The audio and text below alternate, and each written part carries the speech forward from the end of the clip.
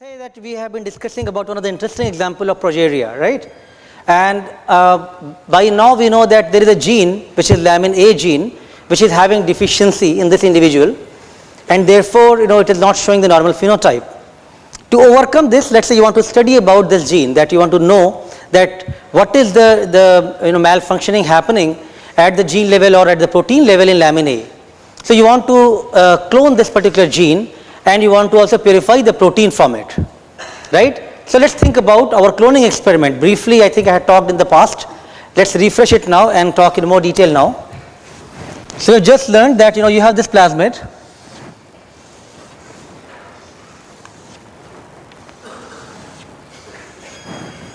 and you have a gene of interest. In this case, let's say we have lamin A.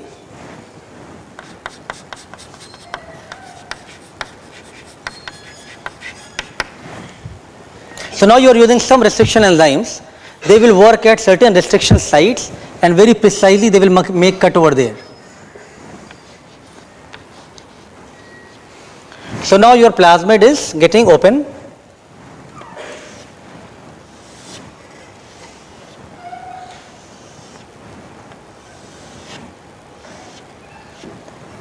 And now you can have the lamin A gene here inserted if you can add the DNA ligase enzyme. So this particular molecule which is formed, that is known as the recombinant DNA molecule, because it is having a plasmid containing the gene of your interest. This is the recombinant DNA molecule. So in the cloning part, this is the first step to have the rDNA formation. Now this is coming from the bacteria, so you want to make multiple copies of it, and your original intention was, can we multiply this inside the bacteria? So now you want to move it inside the bacteria.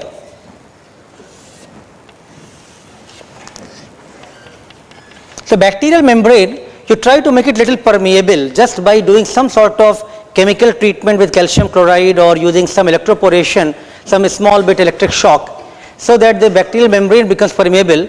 And now this particular plasmid can move inside from this membrane here, inside the bacteria. And now this contains the gene of interest, which was lamin A. And it has, of course, its own circular DNA. So now this particular bacteria, whether your gene of interest or the plasmid which you have made recombinant DNA, whether it has inserted or not, you have no idea, and you only want to select that for your further experiments. So now you are using that property where we said that you can have some of the antibiotic resistant genes. So let's say we have ampicillin resistant gene here in your plasmid. So now in this particular plasmid, this ampicillin resistant marker is there. If you make a plate, and on that plate you add LB medium agar and you add the ampicillin antibiotic. On this plate you have added ampicillin. So only those bacteria which are having this particular plasmid is going to survive here, and you will see only those which are having your gene of interest are going to survive on this plate, and they will make the colony. This is a way of selection. This was the first process, which is making a recombinant DNA molecule. This is second process, which is this is second process actually here is transformation, and third process is which is known as the selection. You are doing the selection here. So now once you select that this is the right clone, this is the right bacteria which is containing gene of your interest, now you can do multiple things from it, because bacteria can multiply very rapidly. So now you can take this bacterial colony and you can grow them in the tube, and they are going to keep multiplying, and from this one either you can harness the properties of having multiple DNA copies, or we'll also talk about how best to get the same system to make the protein as well. So both of these can be used just by doing this basic experiment. This is going to be very crucial for many concepts which I am going to ask you subsequently, where you will be asked to given some situation of a disease or some hypothetical situation, in which way you can overcome that problem, and you need to just know how the cloning process works, in which way you can make the recombinant DNA molecule, and you can have very precise selection only for the clones which are having gene of your interest. So these are the steps I have already shown you earlier in the previous concept, how biotechnology has made huge difference. That time I did not explain you in much more detail, but today I think is the place when we can talk about it in much more detail. So we have made the recombinant DNA molecule, we have transformed it, and now we have selected and we are making the multiple copies of the bacteria which is containing gene of our interest.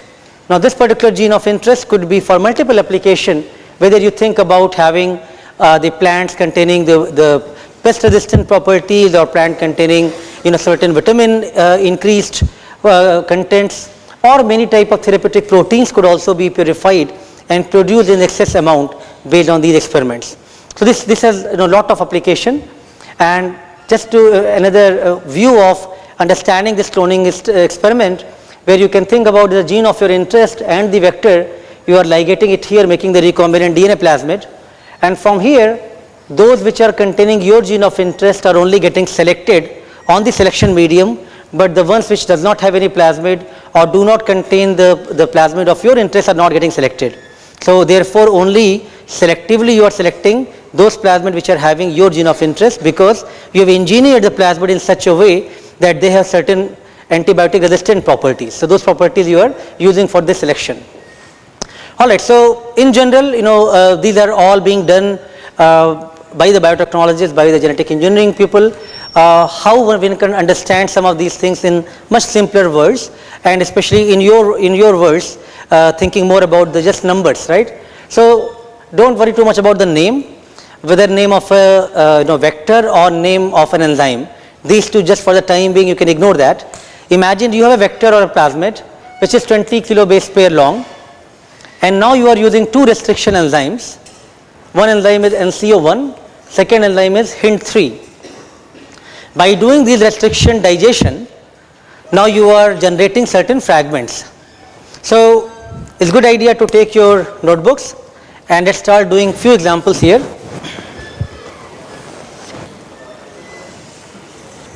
Alright, so we have PANT7, could be GST or some other vector here. Now what it says that if you are using Hint3 digestion, you have 3 fragments generated. The fragment sizes are 12 kb, 2 kb and 6 kb.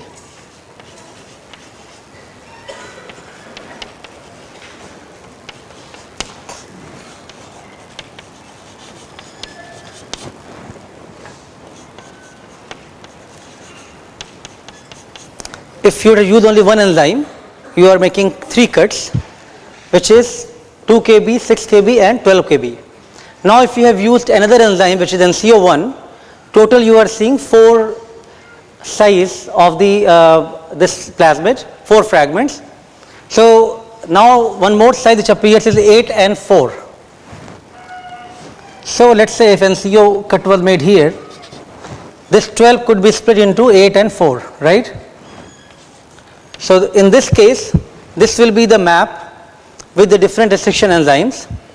Now if you want to test this out, that how many fragments have been generated, these are theoretical possibilities. Now people do this experimentally using a technique known as DNA electrophoresis or agarose gel electrophoresis, in which these are the DNA standards.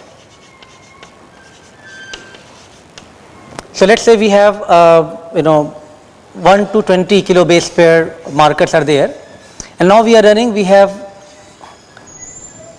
8, 6, 4 and 2.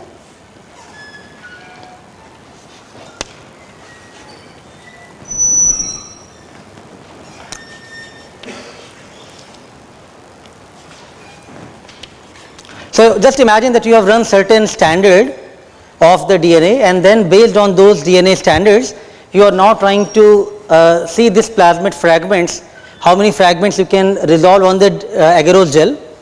Looking at them, you can see there are 4 gel bands are appearing on the gel. One is 8, 6, 4 and 2 kilobase pair. It is possible in certain cases that you have two 6 kb fragments and both of them in that case are going to separate on the same place, because in the electrophoresis it is only going to separate based on the size. So that may create some confusion, but in this situation it was only one fragment you had, so it was much more straightforward. Alright, so this is much more straightforward example where we have used two enzymes, HindIII and NCO1, which created different fragments of 6, 2 and 12. After adding NCO1 you got 8 and 4.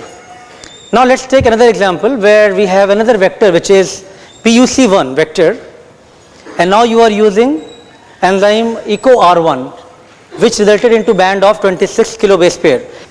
So if you have used BAM-H1 enzyme, it made 4 fragments, 13, 6, 4 and 3 kilobase pairs. Now when both enzymes were used, you still see 4 bands, 7, 6, 4 and 3 kb. So please develop a plasmid map and show restriction sites. Restriction sites are the places where restriction enzymes are going to work, they are going to cleave.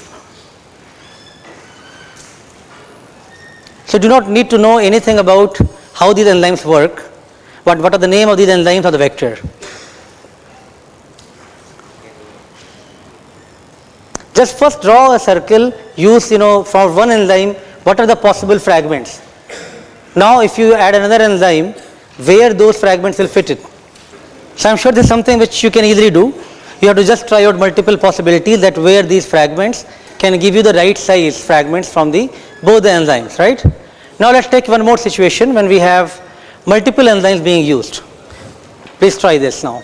We have used enzyme X and enzyme Y and also enzyme X plus Y for a vector which is PET28, which gives different sizes of restriction, different bands which you can see of 2.3, 0.25 and 1.8. In other case you have 2.1, 1.55 and 0.7, and with both enzymes used you have multiple fragments from 1.2, 1.1, 0.75, 0.7, 0.35 and 0.25. So now you have to do two things. One is draw the vector map where these bands are going to be placed on the vector map, and second, draw an electrophoretic gel, agarose gel, and draw that how the bands will appear if you have used only enzyme X and Y and when you have used only enzyme X or only enzyme Y, where the bands will be appearing on the gel. Two things to try out. Now this is a pattern which will look for the vector map. Can you now draw how your electrophoretic pattern will look like for the agarose gel? This was the gel, right? So just imagine you can use some theoretical numbers here as a standard. Then use one lane for running X, enzyme X based fragments, another lane for enzyme Y based fragments, and third lane for enzyme X plus Y, how the patterns will look like. Alright, so we cannot have so much time right now. Please take this question and do it back in your room when you reach back and try out this thing yourself. So DNA cloning and gene expression systems can also be used for the producing large quantity of a chosen protein. Just kind of for your curiosity, let's imagine that how to use this expression systems for the protein production. So for example, we talked about you are doing a cloning experiment and you can make multiple copies of that gene, right, and then you are growing that bacteria and you are multiplying that bacteria. You have now multiple copies of that bacteria which is having gene of your interest. So imagine this particular vector which you had used, that was an expression vector which has the ability to induce protein production. So now once you have selected this bacteria on the plate here, you have this antibiotic resistant plates, let's say you can use any of the antibiotic resistant gene for selection. So now this is for sure, this is the colony of your interest. This colony you are further you want to use it for the protein production. Now at the time of primer delining level, if let's imagine that you had the short nucleotide sequence and in that sequence you had introduced certain nucleotide which correspond to an amino acid histidine. So what people do, people try to use certain tags, introduce some tags for the protein purification process. So let's say if my gene sequence also has certain histidine tags here, which I have added at the primer designing level, and people use sometimes 6 histidine tag continuously. So now whatever proteins are going to produce, in addition to the protein which is going to come from the native protein structure, you are also going to have certain histidine in addition to that.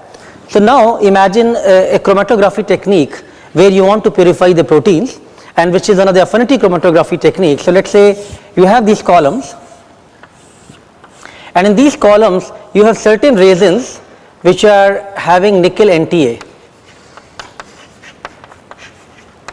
Now you are having this particular bacterial lysate, and that lysate you are passing it in this particular column. This particular column has these resins which are having nickel on their surface. Now nickel binds with histidine with the coordination chemistry.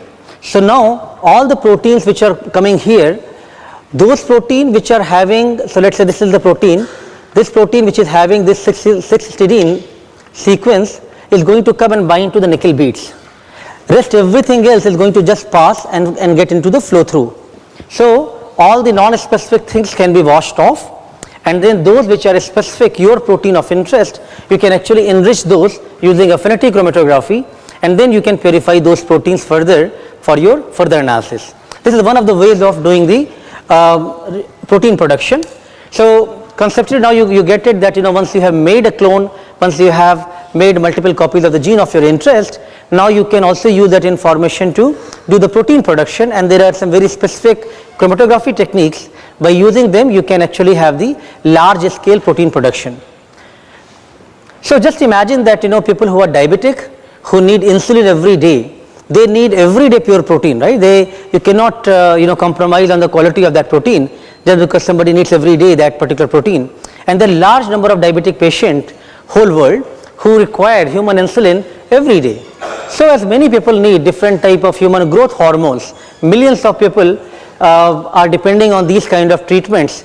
So you need to produce these proteins in really large batches and large culture conditions, and that's where chemical engineering and lot of reactors become very handy, where the same concept which I talked to you can be done in a small chromatography level, can also be done at the very large reactor level, when you can produce in the several liters or in gallons, those kind of cultures you can grow, and then from there you can do the protein production. So you need really large amount of protein and very high quality and purified protein for various therapeutic requirements.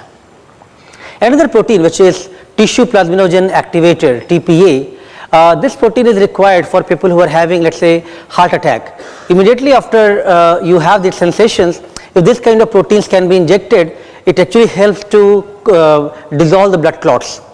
So then patients could be actually saved if this kind of proteins are available. So therefore you can just imagine that how useful these proteins are, and you need to produce these proteins in really large amount, and that's why many big pharmaceutical companies, they are producing lot of these kind of proteins which are having large requirements, and they need large the quality control checks as well. Reverse transcription PCR is used to generate multiple copies of DNA with RNA as a starting material. The template RNA molecule is first reverse transcribed into the corresponding cDNA by means of the enzyme reverse transcriptase. This enzyme, which is commonly found in viruses, is capable of synthesizing DNA from an RNA template. Template strand at 72 degrees. Traditional PCR is then performed on the cDNA, obtained by addition of primers which are allowed to anneal at 54 degrees centigrade. This is followed by addition of nucleotides and Taq polymerase, which performs elongation of the template strand at 72 degrees centigrade. Second and subsequent rounds of PCR result in further amplification of the cDNA of interest. Strand separation is performed at 95 degrees centigrade, followed by primer annealing and elongation respectively. In this way, the new mRNA transcript originally used is amplified in the form of its corresponding cDNA, which can then be studied further. The double-stranded DNA that needs to be amplified is heated to 95 degrees centigrade to bring about strand separation. Once the strands are separated, primers are added along with the probe DNA molecules, which have the quencher and reporter molecule bound to its ends. Once these have annealed to the template DNA strands at 54 degrees centigrade, Taq polymerase and nucleotides are added, and the temperature is again increased to 72 degrees centigrade to carry out strand elongation. The Taq polymerase continues to elongate the DNA strand based on the corresponding template DNA. When it reaches the bound probe molecule, the 5' to 3' exonuclease activity of Taq polymerase degrades the probe into its nucleotide fragments and continues to elongate the DNA strand. The released reporter dye thus gets separated from the quencher molecule during this process, and the fluorescence emitted can then be detected using a suitable detector. The increase in fluorescence in real-time PCR is directly indicative of the amount of nucleotide being synthesized and is therefore a useful tool for measuring gene expression. You had started from the double helix DNA, the double stranded DNA. After doing the denaturation, you got the single stranded ones. You added these primers, which are the short stretch of nucleotides, which you have designed yourself because you wanted to study that gene of lamin A, for example, and now you are amplifying that gene of interest. Now you have added dNTPs and nucleotides and providing the right temperature conditions so that the nucleotides are getting synthesized and new strands are being made. So now this became double stranded DNA. This whole thing is only one cycle of PCR. Now same way you are repeating the PCR cycle second time, third time, and now you can do it n number of times. Ideally people go for at least 30 to 35 or 40 cycles to make multiple copies of their gene of interest.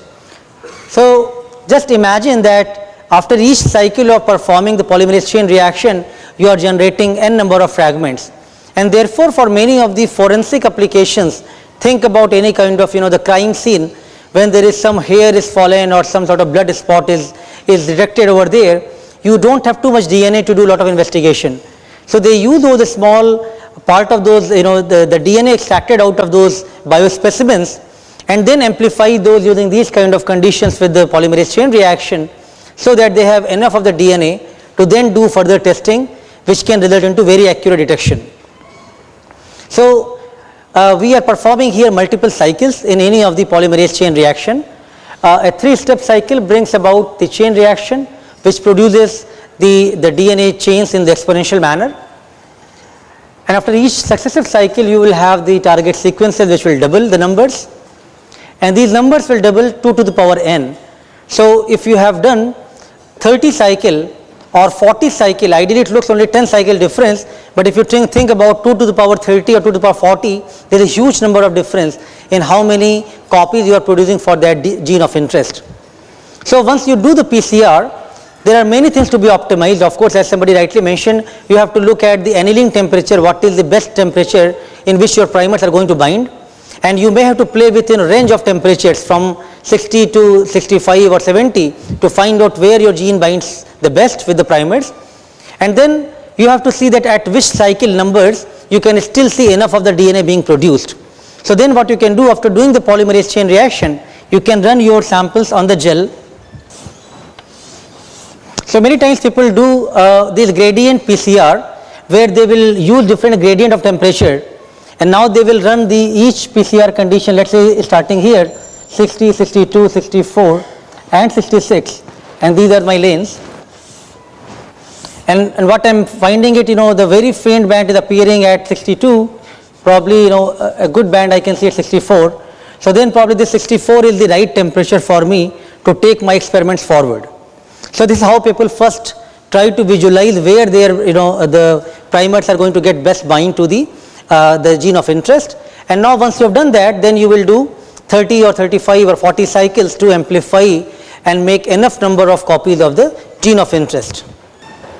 Alright, so within few hours of doing this PCR or polymerase chain reaction, you can actually amplify your DNA sufficient so that you can make multiple copies of that specific target, and then you can do a lot of gene testing based on the amplified DNA which is present in the given sample. Now just imagine that so far we have been talking about all the things happening at the gene level. Now let's think about you wanted to study an aberration or the change happening at the protein level. Especially if you think about the context of progeria, there was a protein which was lamin A which is defective, coming because of the defects from the lamin A gene. So if you think about the DNA sequence, all these triplet codons are going to make one amino acid. So let's say we have glycine from triple G, phenylalanine from TTC, and like that we have multiple amino acids derived from these triplet codons sequence. So the 3-letter nucleotides, they are corresponding to a given amino acid sequence, and these nucleotide sequences could be translated to give you an amino acid sequence or looking at the polypeptide chain of that given protein. So if you want to study, let's say change happening at the protein level from the same kind of cloning experiment and the same idea of what we have discussed for the doing cloning, can you now think about, can you study those changes even at the protein level?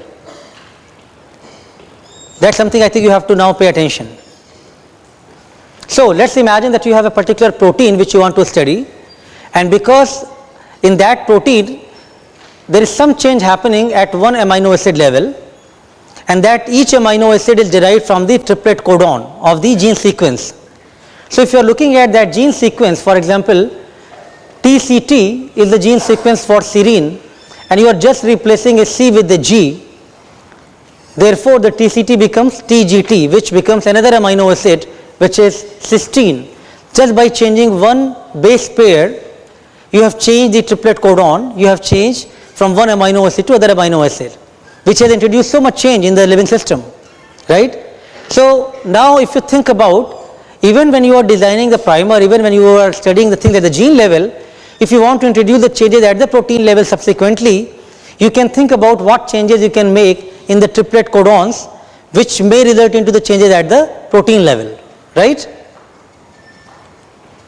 So if you had this particular template strand, if this is a strand which is normal, and now you want to create a protein which is having slight difference only with one particular place. Now this one nucleotide you have made a change, and now a protein which is going to be derived from it or amino acid sequence going to be derived from it will have mismatch, will have different as compared to the parental strand, right? So this is how, if you are designing the primers at the site of primer designing itself, you can make some small changes, and those may result into the variations which can be seen after doing the cloning. Then you can see those changes happening even at the protein level. So to study the particular proteins, still people have used bacterial as a system, and just imagine it is very complex concept, because think about we are eukaryotes and very complex human system, and now for our human proteins to grow we are still using bacterial system which is prokaryotic system, right? So but somehow with the genetic engineering we have been able to overcome these barriers, and we are still able to even grow the proteins of our interest in the bacteria. So proteins of eukaryotic interest into prokaryotic origin. So the cells express the different versions of the proteins and result into the phenotypes which can actually inform about the normal versus the aberrant function of the given proteins, and we can use those information to express eukaryotic proteins in bacterial system. Although it is very challenging, and it's still a question that how different eukaryotic and bacterial cells are, and how you can use the bacterial system to even make the human protein or the eukaryotic protein. That's really a challenging question. So if you want to use the bacterial system to express a given protein of interest, you have to use certain promoters which are going to overcome this problem in the expression vector. So expression vector is a cloning vector which contains certain bacterial promoter which can provide the eukaryotic genes in the correct reading frame. So there are a lot of difference in the prokaryotic and eukaryotic system, and of course you would not assume that your eukaryotic proteins are going to be made in bacteria very correctly and going to be properly folded. But somehow you are still trying to use certain expression vectors, some of the cloning vectors where you have some of the promoters inserted upstream of the restriction sites, which help you to at least put the things in the right frame so that the right amino acids can be synthesized based on that particular expression. So bacterial host cell would recognize the promoter and express the foreign genes or the eukaryotic genes which are linked to that promoter. So now let's take this particular situation, which is really complex situation, but we want to study a complex mutant protein. Think about this part, which is the cloning part, which we are already pretty much familiar with now, right? So all the things which I have talked so far is now summarized in this particular image. Let's pay attention to this image and see which are all things which we can discuss from here. So we have discussed, we had a plasmid vector where you wanted to insert a gene of your interest. You made this recombinant DNA, and now you have done the transformation, you selected that, and now you got the bacterial colony which are having your gene of interest, right? This is what we discussed earlier. Now this DNA, which is a fragment, now this particular DNA you can also amplify using polymerase chain reaction. If you have very small copies of this DNA, you can make multiple copies of it using PCR. For doing PCR or polymerase chain reaction, you had used certain primers which are from both the sides, right? You have annealed certain primers, and those primers are the one which are going to amplify the gene of interest. Now in the primer sequence itself, if you can introduce some variation which can change your triplet codon so that your proteins which are going to be synthesized from it will have some changes. You already know from which codon what amino acid is going to be synthesized. So if you only make even one change in the base pair of the primer sequence, even that will result into mutation or different change. So therefore, at the primer designing level itself, people can do lot of innovation, lot of ideas comes that you want to study a different form or different gene. Now you can make those changes at the primer designing level. Now you do PCR, so your gene of interest will now contain certain added base pair or certain less base pairs, right? That you can do using polymerase chain reaction. And once you have done that, then the rest of this step of cloning remains same. Now you can have rest of this step in the exactly same format the way we have been discussing. Now all of these things, whatever we are talking for the DNA work, everything you have to rely on your simple electrophoretic apparatus. You have to amplify your gene, you have to run on the gel, and you have to see that what the size of this particular band is. Am I able to amplify my right gene? Now let's say if you have made a change in the gene because of the primer sequence which you have added, now is there some amplification you can see or some deletion you can see, a small base pair change, those you can again monitor on the agarose gels. So these are the kind of some certain technique which are very interesting for us to study. Do we have a PCR, polymerase chain reaction? Alright, so shortly we are going to show you a thermal cycler, the instrument which is very simple, engineering innovation. It's like 3 simple thermostats, and in those thermostats you are just very precisely changing the temperature. So while PCR looks like big technique, but shortly we are going to show you the instrument, the polymerase chain reaction. It's very simple instrument, thermal cycler, where we are just precisely regulating our temperature. First initially you are heating it at very high temperature, 100 degrees, then you are lowering the temperature based on your annealing temperature, could be 55 or 60 degrees, and then you are again doing extension at 72 degrees. So by using these temperature changes, you are able to synthesize DNA using PCR. So it's again a very simple, small instrument, but with just works on a very much precision of the temperature, and that has to be monitored.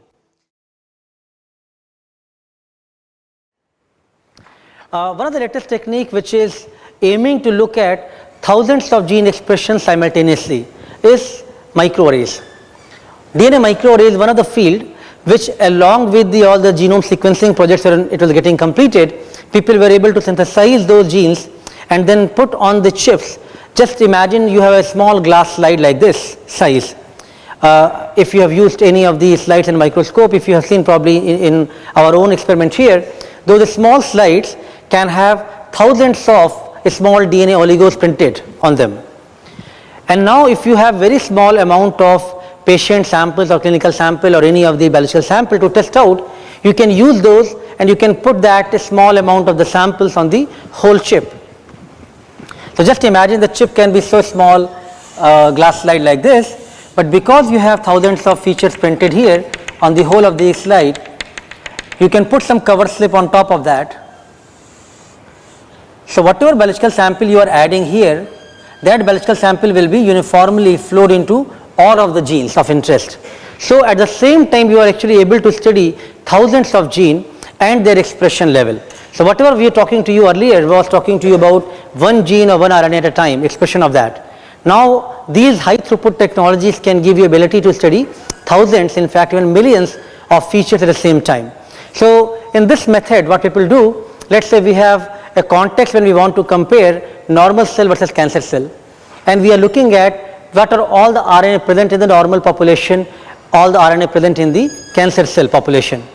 So all of this RNA you have converted as the cDNA, complementary DNA, which we have just done, and while doing the cDNA in the last step, you have added some tags. These tags are Psi3 or Psi5 colors.